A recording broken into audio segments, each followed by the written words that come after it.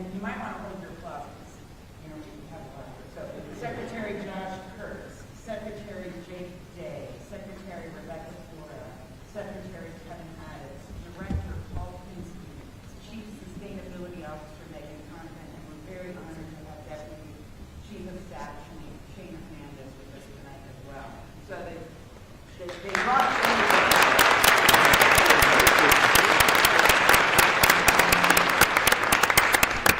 Governor Moore earned the support of many in the environmental community when he began on a platform of 100% clean energy.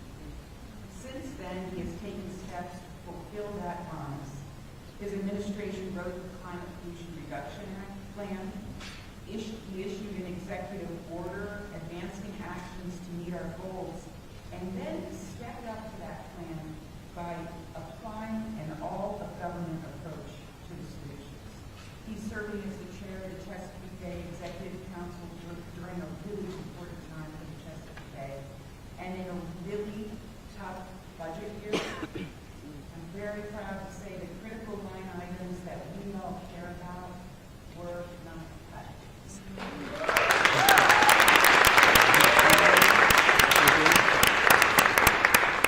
We unfortunately have been continually reminded lately that state leadership, and specifically Maryland leadership, is going to be critical over the next 4 years. I am very grateful to have Governor Moore at the helm to guide our state through this. So please join me in welcoming Governor Moore to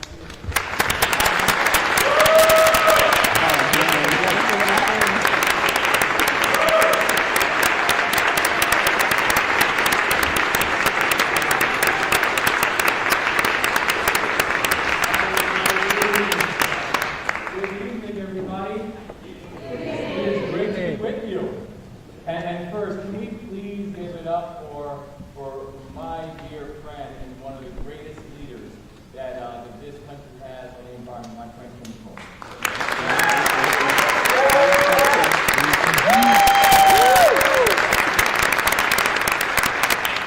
As always, it is an honor to be with you, and as always, it is an honor to follow you. To you, to the entire LCD community, to all of our environmental champions, environmental warriors, I just want to say what a huge honor that it is to be here. And I did not realize that as the first governor ever to attend this event. I have to tell you, I apologize on behalf of all of my predecessors. And I can tell you because while it is an honor to have that distinct title, it's not one that I should own. Because frankly, it's not one that anyone should be proud of, because it means that there have just been years and decades of plans. We're talking about a gathering that honors the greatest heirloom that we could ever get. And I use heirloom very intentionally because when I think about heirlooms are things that we didn't create, that we didn't birth. They're things we inherit. And our job when we think about the environment is to do what we do with any other area. Is to protect it, to care for it, and to make sure you pass something off to the next generation that's just as beautiful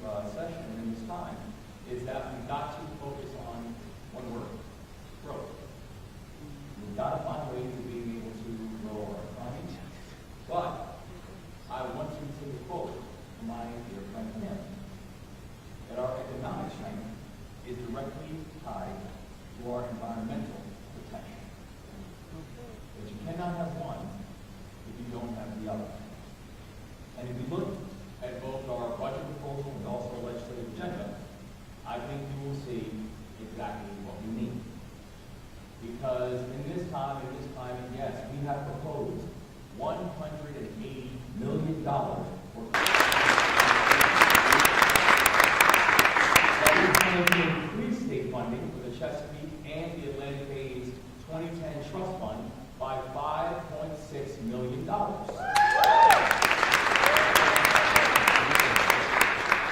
That this administration is going to personally introduce 2 bills that will help us to both grow our economy and also help us to protect the environment.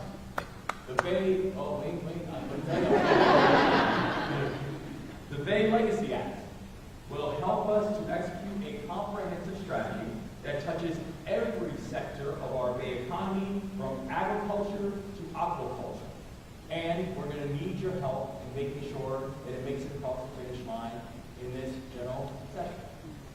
And the Energize Maryland Act will help us to develop and deploy clean energy around the state and meet our goal of reaching 100% clean electricity. And we're going to need your help in getting that across the finish line as well. I'm excited about this. I'm excited about it not just in this climate, but in any climate. No pun intended. This administration is going to be clear that these goals are important. And making sure we're working together to reach it are not just things that are going to make those who came before us proud, but it's going to make those who come after us proud too. Now, I know I was told I only had 2 minutes, so I'm going to wrap. However, before I leave, I would be remiss if I did not address the elephant in the room. And as you all know, the Trump-Vance administration today chose to place a freeze on funding that could affect trillions of dollars in federal grants and federal loans. Now, we are still going through and evaluating what exactly this completely ideological freeze would mean for our state and for our people, both in the short term and in the long term. But I do want to acknowledge that one thing in all of this is very, very clear. That these irresponsible actions from the White House have caused unneeded confusion, instability in our economy, and frankly, a tremendous amount of fear amongst Marylanders. These actions threaten our home. These actions threaten our schools and our hospitals. And yes, these actions threaten funding for environmental programs as well. So I know a lot of people in the room are feeling a lot of fear right now. And they're feeling a lot of confusion right now. And I know there's very real uncertainty, because what they are showing is not what responsible governance looks like. What they are showing is chaos.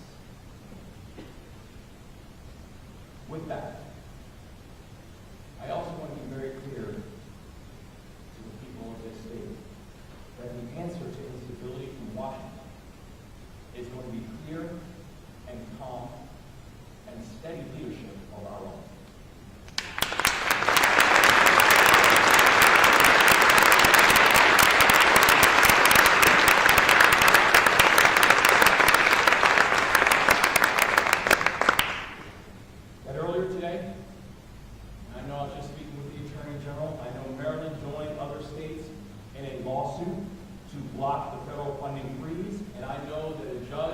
Just recently instituted a temporary stay to block the freeze until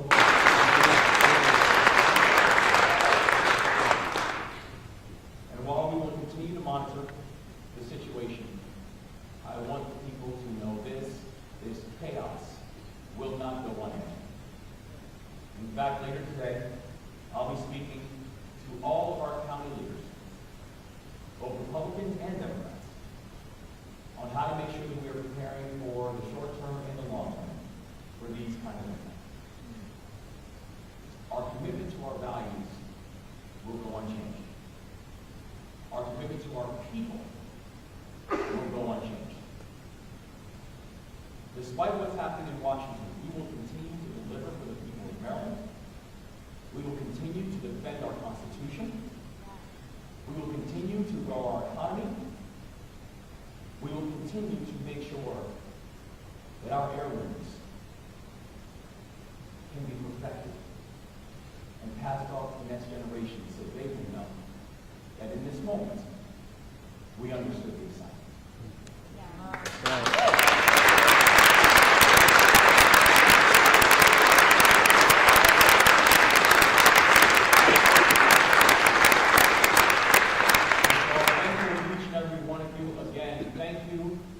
Inviting me and my team here tonight.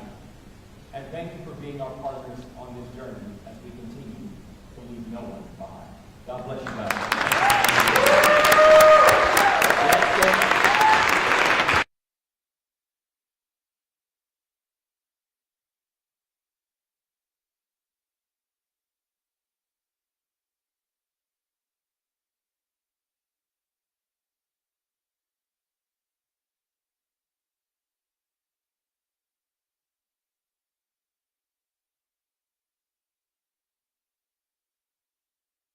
Three, check, check. Yep. Mic check, 1, 2, 3, check, check, check. Cool. Thank you. So we're going to set up back. His back's going to be against the door there. So you guys might want to focus that way. Okay. Yeah.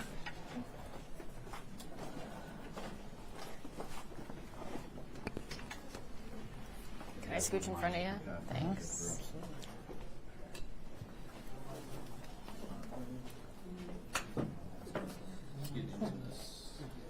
Eric, you don't keep one on him?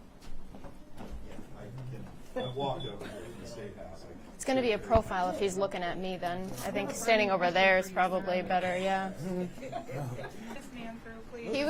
He was just in the restroom.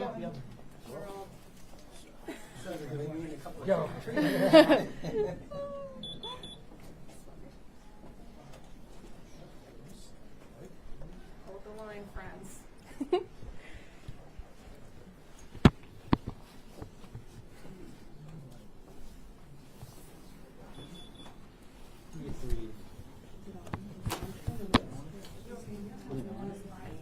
Clip it on, it doesn't need to be. Yeah, it's like vintage. I like it. Drew, you good? Yeah. Okay. Get right here. Yeah. Another mic check, Walter. Perfect, got you. Thank you.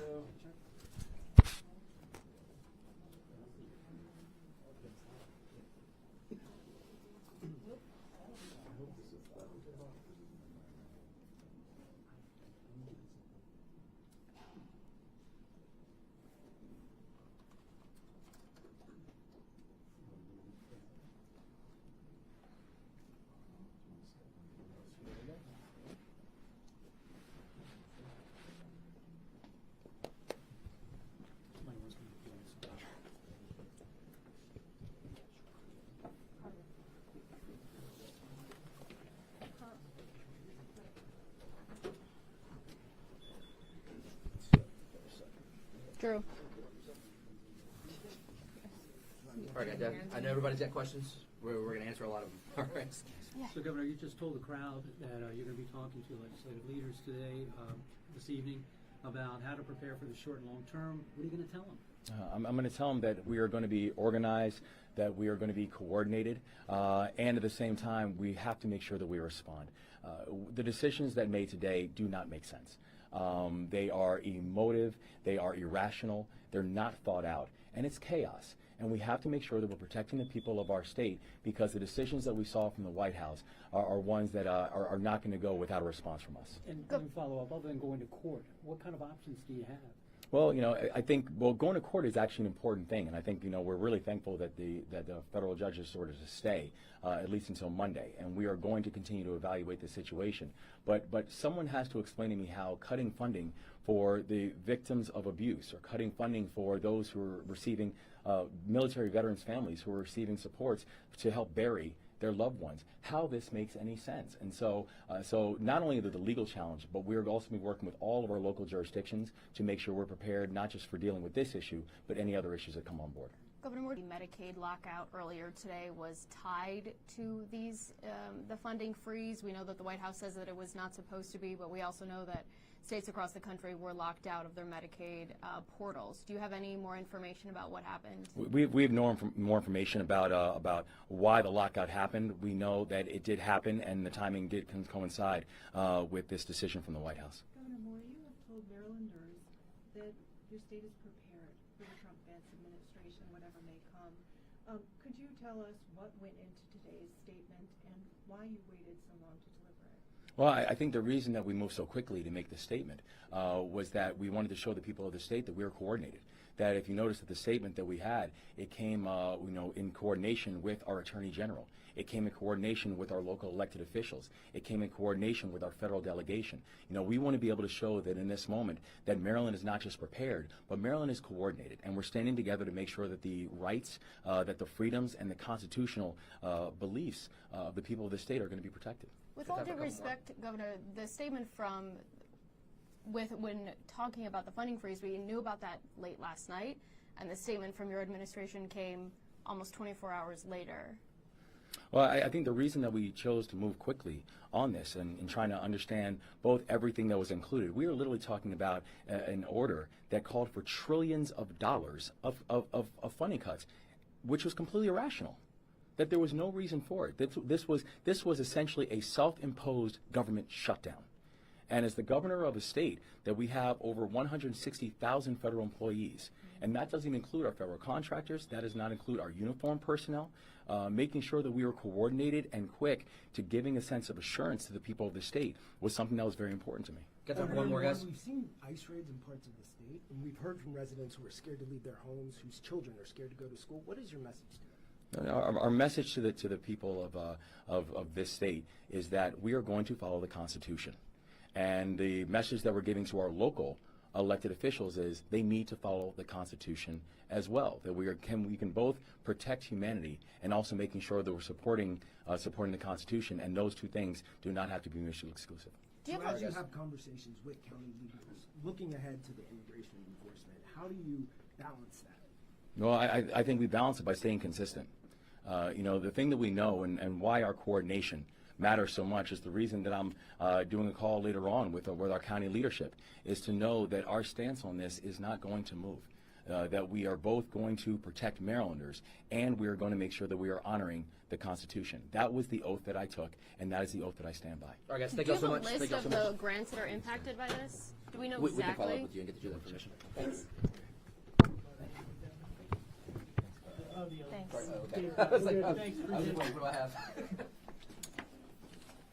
Wasn't the gist of yours question? Was it slow Yes, response? that's what I was trying, Brenda. I was trying to follow up on why it was slow, and And I wanted to follow up by saying that. he was right, but it still took 24 hours. And we saw other states, AGs come out and sued. Michigan's AG already talked about, we're like the last state to join this lawsuit. Sorry, shut up. Do me a favor, you're trying to get your own statement, but, I think he, ready for